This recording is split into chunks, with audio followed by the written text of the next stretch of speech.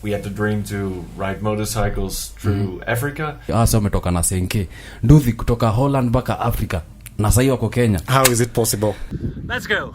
It's a dead end. Very appropriate. Means we have to encounter the 48 kilometers of danger twice. What a pity.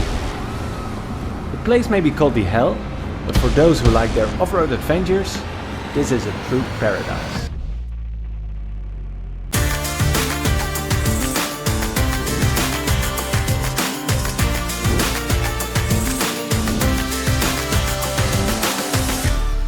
Lazima ibambe. And of course you're chilling in the best podcast not only in Kenya but in East and Central Africa. Kwani ni kesho. Kwani ni kesho. Nakwambia leo niko na wasingine wabaya. So guys, I want you to introduce yourself and then tell people where you're from and what you do. Ladies first. Ladies first. All right. Well, thank you so much, guys, for having us here. You're welcome. My name is Jessica. Well, let me introduce myself as well. Yes. I'm Martin, also from the Netherlands. We met in the Netherlands and we had the dream to ride motorcycles through Africa. Corona changed it a little bit because the plan was to ride from the Netherlands all the way down to South Africa. But just before just before we set off, Corona started and we had to cancel all of it. And we had changed all the plans. So at a certain point we decided to ship the motorcycles from the Netherlands to Cape Town. There they are. It's great to roll the bikes out of the container and start up the engines again.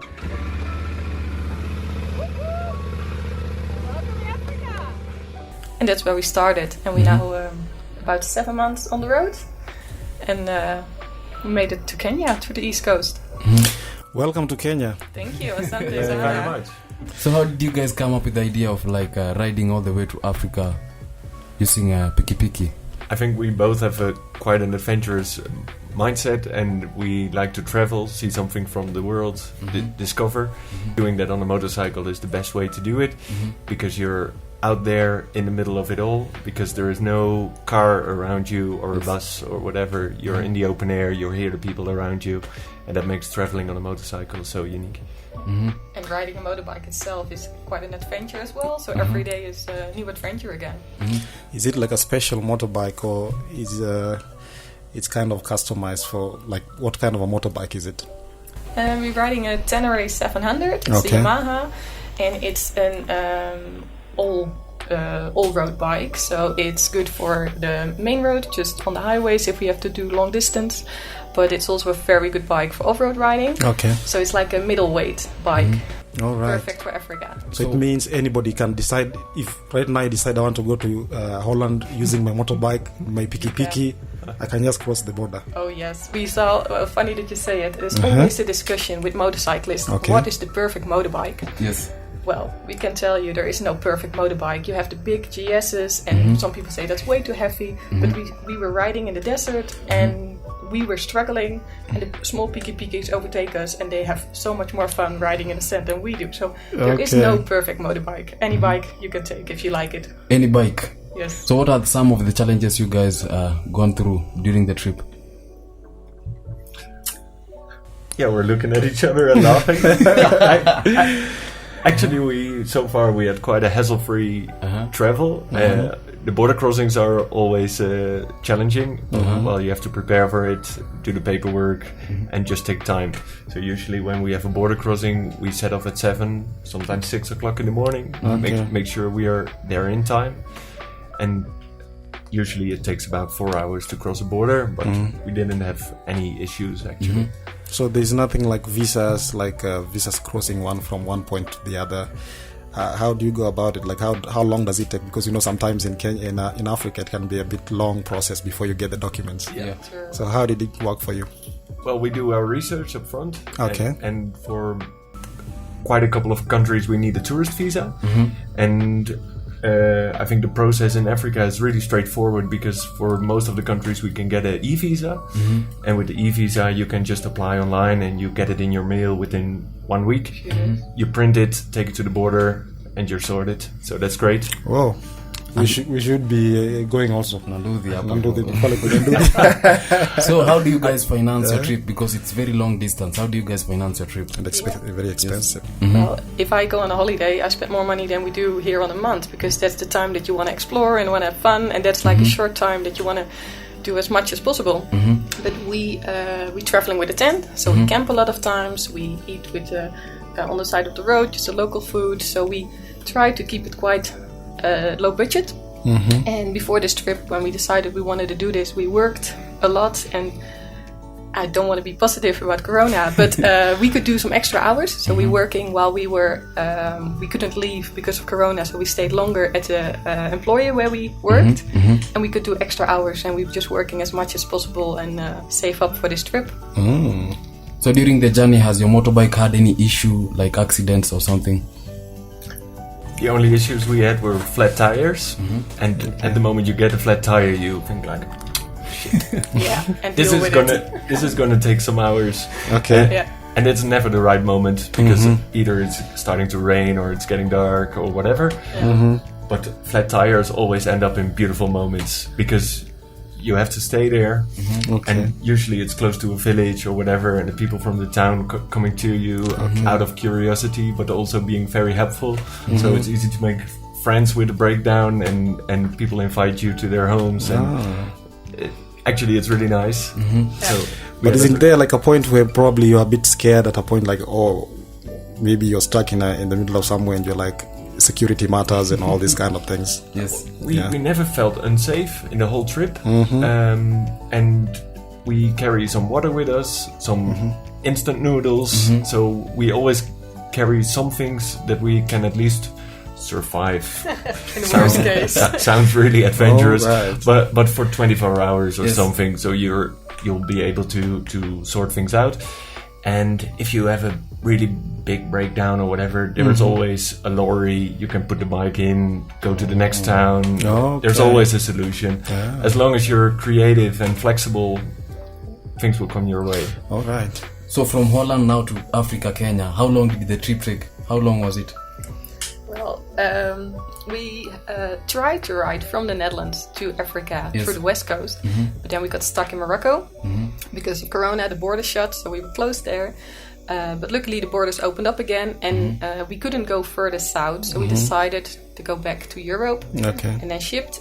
So from South Africa, we're now 7 months on the road All right. till here. 7 months. Yes. Okay, now. So could you please give us like a detail, maybe from South Africa you went to a specific place and then from there you went to another. So how was it?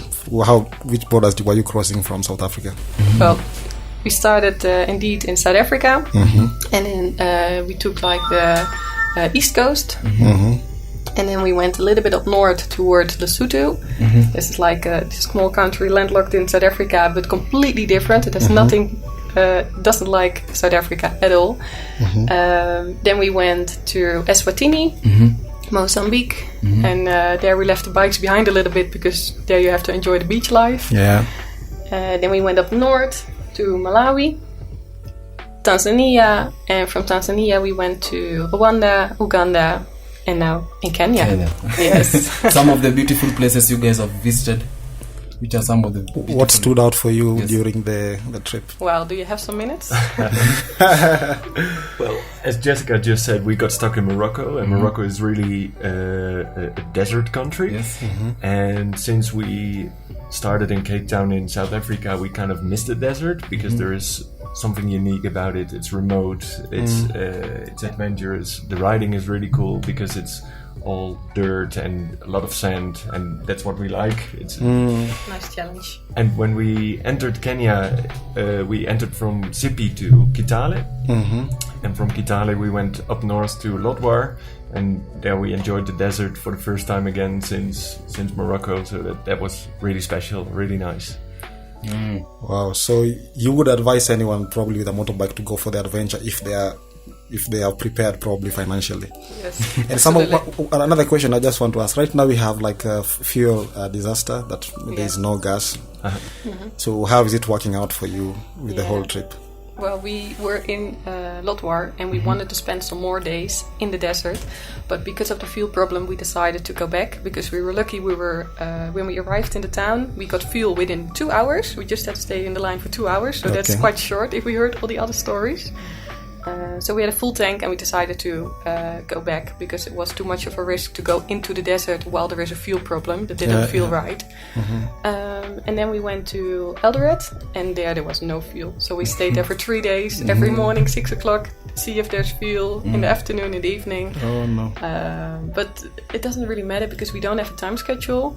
And we were staying at an Airbnb place at a guy who was really nice and he showed us around. And so you always make the best out of it. So what is 3 days on this trip? All right. But luckily we are filled up again with fuel. Yes. So what are some of the safety measures when someone wants to go for a very long distance journey? What are some of the safety measures someone should take? I think the most important one is listen to the locals. Okay. We have so many times that we are in a country and if we want to go to the next country, the people say, oh, watch out, this is dangerous or that's dangerous. And then you get there and there's nothing. Really nothing. And we ask the people, like, have you been there? No, I've never been there. Like, how can you tell? We always go to the locals and they know where to go, where not to go, what is safe and what is not. So that is absolutely, I think, the best tip. I don't know if you have any advice. Well, that's a very good one, I guess. And next to that, make sure you plan your day, that you don't ride into the wide open without any idea where you're heading. Always make sure you have like 1 or 2 scenarios, so you can always change your plans. Yeah, be prepared. So going back, you will use the motorbike also, or you just take a flight? Yes, it's Well, a difficult question. We set off from Cape Town with the idea to ride all the way back to the Netherlands, to home. Okay. That's a long way, but that's fine for us. But when we came to Kenya, we did the research for Ethiopia and Sudan, and from Sudan you have the options to go to either Egypt or Saudi Arabia. Okay. And at the moment there are some difficulties to cross those borders. We're not sure if we can get visas. So that's why we decided to ship our motorcycles back home from Mombasa. And at one point that's a little bit disappointing because we didn't make it to ride all the way back home. Yeah. But at the other hand, we've had an amazing journey still. Okay. And Mombasa and Kenya is a nice Definitely. end of the journey.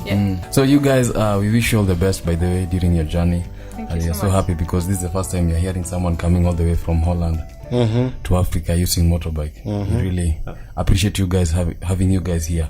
Thank you so much for having us. So social media handles, are you guys on any social media platform? Where people can see the pictures and EGC, probably they can follow you. Absolutely. We are traveling together under one name, and the name is Winding Wheels. Okay. Winding Wheels. Maybe you can link it somewhere. And I want to say to people who are listening and who have a adventurous mind and want to go and explore, I think Kenya of its own already has so much to offer because it's so diverse. And the purpose of transport can be a motorbike, but you can go hitchhiking, you can take your bicycle. We saw so many different purposes of transport, and it doesn't need to go far. If you want to go on an adventure, you can go in your own country and enjoy it here. And there's so many different ways of exploring. So guys, check them out pale kwa social media, Winding Wheels, right? Yes, correct. Yes, right. Winding Wheels. Follow us on TikTok, Kipawa Official, on Instagram, Kipawa_Kenya, on YouTube, Kipawa Manze. Make sure you subscribe now, ring the bell. And asanteni sana. Asante sana. Asante sana. Oh, Asanteni righty. sana.